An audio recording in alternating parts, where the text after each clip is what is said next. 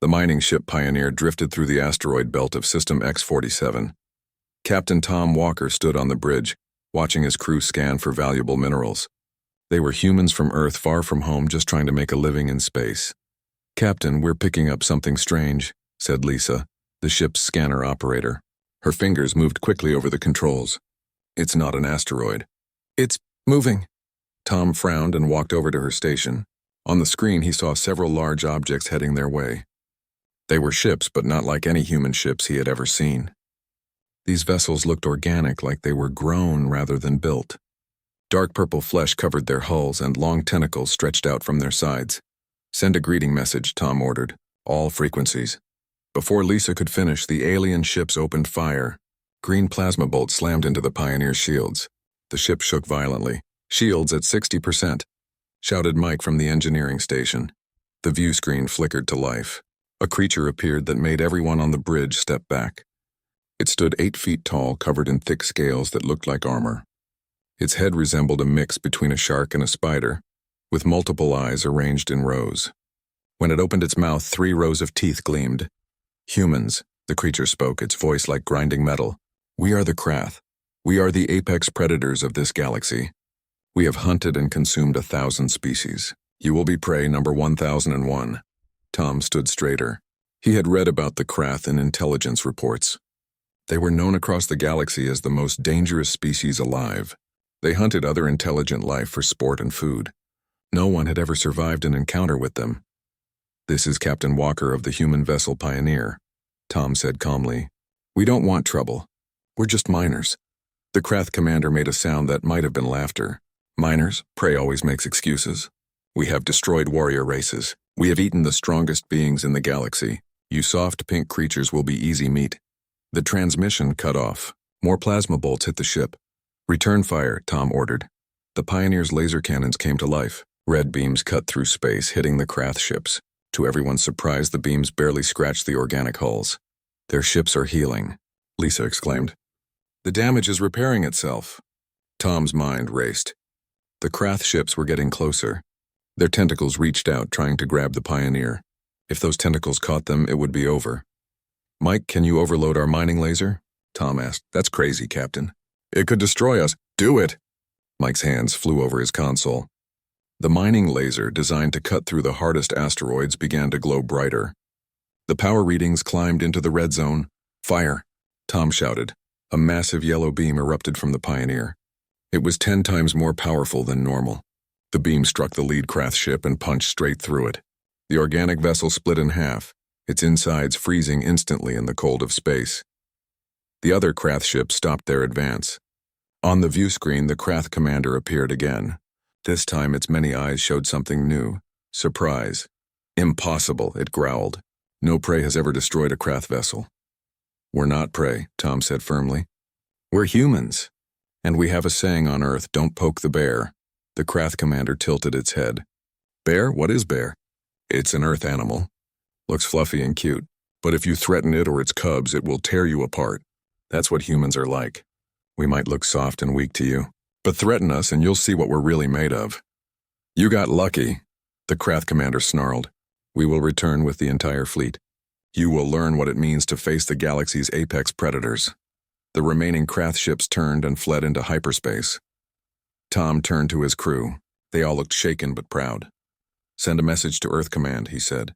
"Tell them the Krath have made contact. And tell them to prepare, because if those things want to fight, humanity will give them one they'll never forget." 3 weeks had passed since the Pioneer's encounter. The news had spread across all human colonies like wildfire. The Krath, the galaxy's most feared predators, had threatened humanity. In the war room of Earth Command, General David Stone studied holographic displays with his advisors. The room buzzed with activity as officers analyzed every bit of data from the Pioneer's encounter. "Their ships are biological," said Dr. Amy Ross, the chief scientist. "They regenerate damage. Our standard weapons won't be enough." David nodded. He was a veteran of the Mars colony wars, his hair gray from years of service. "What do we know about their hunting patterns?" "They're methodical," Amy replied, pulling up more data. "They study their prey first, learn weaknesses. Then they attack with overwhelming force. No species has survived them in over 3,000 years. Well, they've never hunted humans before, David said with a grim smile. What's our advantage? Colonel Jack Brown, head of special weapons, stepped forward. Humans have something unique, General. We're persistence predators. Our ancestors on Earth didn't kill prey with strength or speed. They chased animals until the animals collapsed from exhaustion. We're built for endurance. The Krath are ambush predators, Amy added. They strike fast and hard. But if we can make this a long fight, they'll tire, David finished. What about their biology? Amy brought up scans from the Pioneer. Their scales are incredibly tough. But look here. She pointed to joints and softer areas. They have weak points. Their multiple eyes give them excellent vision, but it also means more targets. And their organic ships?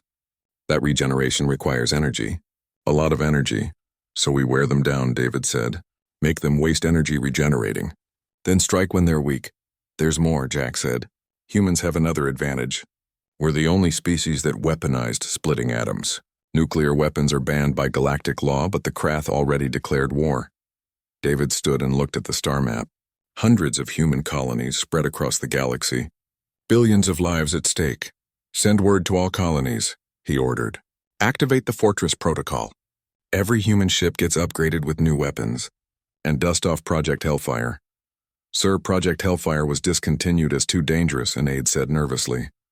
The Krath think we're prey, David said. Time to show them that humans are the one species they should have left alone. Across human space, the preparation began. Factories that had produced mining equipment now built weapons. Scientists who had worked on terraforming now designed biological weapons specifically targeting Krath physiology.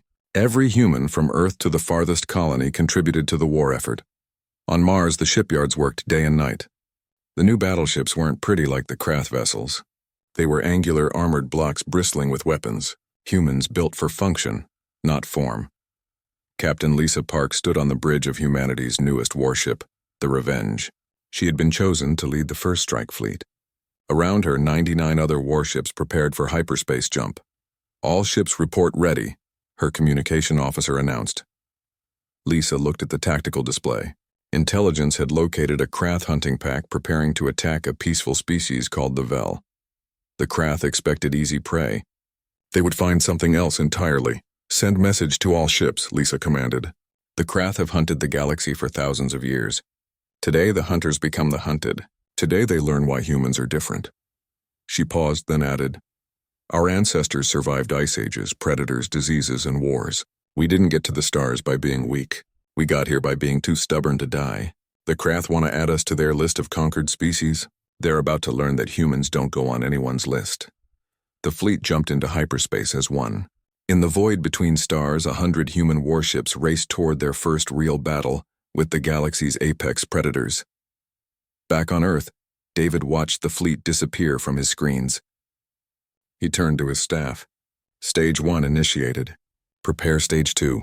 If the Krath want to see humanity's teeth, we'll show them the whole set. In schools across Earth, children practiced evacuation drills. In hidden bunkers, scientists worked on weapons that would make the galaxy tremble. Humanity had been peaceful explorers and miners, but when threatened, they remembered what they truly were. The descendants of Earth's most successful predators. The Krath had made a fatal error. They had awakened the sleeping bear. The Vel homeworld spun peacefully in space, its blue-green surface unaware of the danger approaching. The peaceful, dolphin-like Vel had no weapons, no warships. They were philosophers and artists, exactly the kind of species the Krath loved to hunt. 20 Krath bioships emerged from hyperspace, their tentacles writhing in anticipation. Commander Grack stood on his bridge, his multiple eyes focused on the planet below. Beside him, his pack waited eagerly for the feast to begin. Prepare the harvesting pods, Grack ordered. Take the young ones first. Their fear makes the meat tender. His second-in-command, Track, made the Krath equivalent of a grin. The Vel will provide good hunting. Soft creatures. No claws, no weapons. They will run, and we will chase. Begin the... Grack stopped. His sensors detected something. Ships dropping out of hyperspace. Many ships. 100 human warships appeared in perfect formation between the Krath fleet and the Vel homeworld. The boxy, ugly vessels looked nothing like the elegant bioships of the Krath. But they bristled with weapons. Humans, Track snarled. How did they know we would be here? A transmission came through. Captain Lisa Park appeared on screen, her face calm and determined. Krath Fleet, this is Captain Park of the Human Defense Force. The Vel are under our protection. Leave now or be destroyed. Grak laughed, a sound like breaking glass. 100 ships? We have destroyed fleets of thousands. You think your primitive vessels can stop the Krath? We don't think, Lisa replied. We know. This is your only warning. Grak cut the transmission. All ships attack. Show these humans what it means to challenge the apex predators. The Krath ships surged forward, plasma cannons firing. Green death filled space. But the human ships didn't move like prey. They scattered in perfect coordination, each ship covering another. Their armor absorbed hits that would have destroyed most vessels. Then the humans fired back. It wasn't the elegant energy weapons of advanced civilizations. It was brutal, primitive, and absolutely devastating. Railguns fired tungsten rods at incredible speed. Missile pods opened, releasing swarms of nuclear-tipped warheads. Laser grids created nets of death. The first Krath ship tried to regenerate the damage from a railgun strike, but before it could heal, 3 missiles hit the wound. The nuclear explosions tore the ship apart from the inside. Impossible, Track shouted. Nuclear weapons are forbidden. They're fighting like savages, another Krath officer cried. Grak watched 2 more of his ships die. The humans weren't fighting with honor or rules. They fought dirty. When a Krath ship's tentacles grabbed a human vessel, the humans didn't try to escape. Instead, the caught ship detonated its entire nuclear arsenal, taking the Krath ship with it. Commander, they're jamming our regeneration frequencies, Track reported. The ships can't heal properly. Lisa's ship, the Revenge, led a spearhead formation straight at Grak's command ship. The Krath fired everything they had, but the humans kept coming. They used their damaged ships as shields for the intact ones, pushing forward relentlessly. They're insane, a Krath officer screamed. They're using their own dead as weapons. It was true. A heavily damaged human ship, its crew already evacuated, was on a collision course with Grak's vessel. The ship was a flying bomb, its reactor set to overload. Evade, Grak ordered. But it was too late. The human ship slammed into his bioship's side. The explosion ripped through organic armor like paper. Grak's bridge shook violently, atmospheric pressure dropping. Through the chaos, Grak saw something that chilled him. The human ships had formed a sphere around his remaining fleet. There was no escape. Krath Commander, Lisa's voice came through the static. You have lost 14 ships. We have lost 6. But here's the difference. We have thousands more ready to die for our species. How many Krath are willing to die for yours? Grak looked at his tactical display. His proud hunting pack was reduced to 6 damaged ships. The humans had lost ships too, but they fought like they didn't care about losses, like they would gladly trade ship for ship until none were left. You fight without honor, Grak spat. Honor? Lisa laughed. You hunt peaceful species for sport. You eat children for the taste. Don't talk to us about honor. We fight to win, and we will win, whatever the cost. Retreat, Grak ordered, the word bitter in his mouth. No Krath had ever retreated from prey before. The 6 surviving Krath ships fled into hyperspace, leaving behind the floating remains of their pack. The Krath Council chamber had never known such silence. The massive hall, carved from the bones of 1,000 conquered species, felt cold for the first time. Overhead, trophies from countless hunts hung as monuments to Krath superiority. But now, those victories felt hollow. Supreme Hunter Vor stood before the gathered pack leaders. His ancient scales, marked by 10,000 years of hunting, seemed duller today. In his many eyes, something new flickered. Doubt. 14 ships lost. Vor's voice echoed through the chamber. To a species that only reached space 300 years ago. They fight like animals. Commander Grak protested from his position. His wounds from the battle still showed, refusing to heal properly. No tactics, no honor, they crashed their own ships as weapons.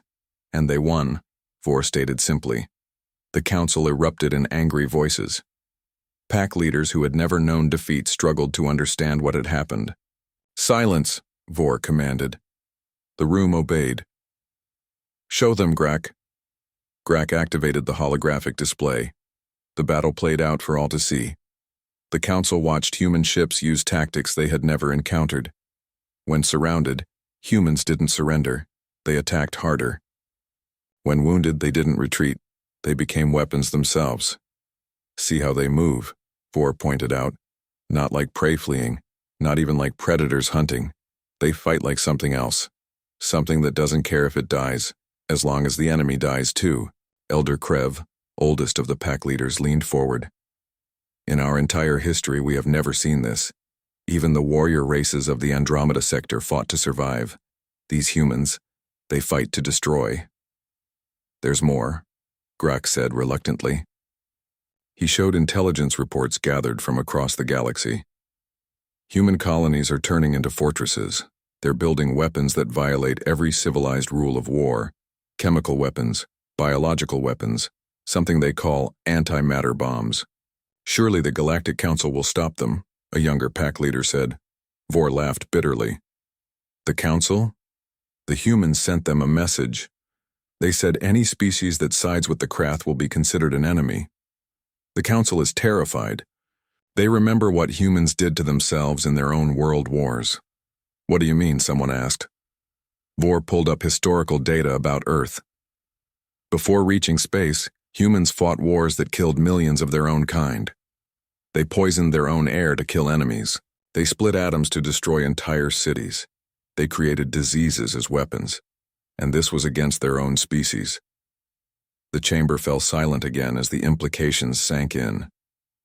"We made an error," Vor continued. "We judged them by their appearance. Soft skin, no claws, no natural weapons. We didn't understand what they were." "What are they?" Elder Krev asked. "Persistence predators," Vor explained.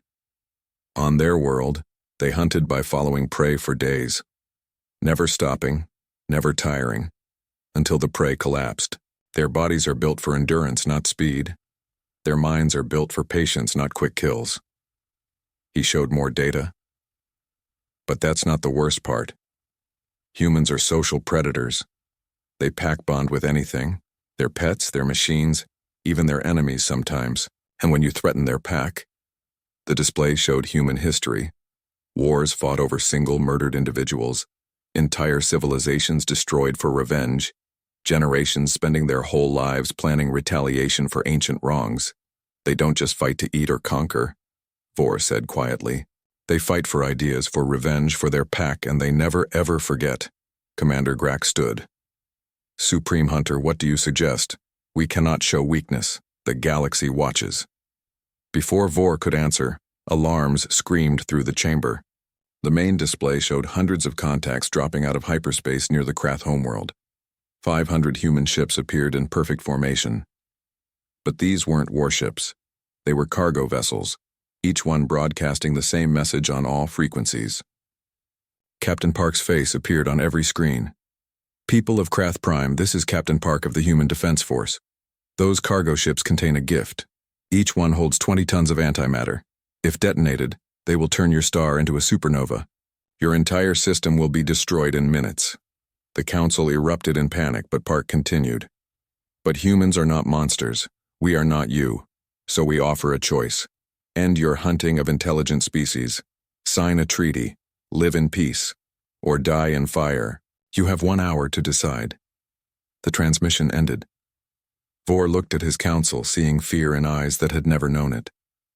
"They would destroy a star?" Elder Krev whispered. "They would commit such an atrocity?" Vor thought of the human captain's eyes, cold, determined, absolutely willing to do what she threatened. "Yes," he said simply. "They would." 1 year had passed since the Treaty of Krath Prime. The galaxy had changed in ways no one could have predicted. Admiral Tom Walker, promoted after his first encounter with the Krath, stood in the renovated Galactic Council chambers. Representatives from 100 species filled the vast hall.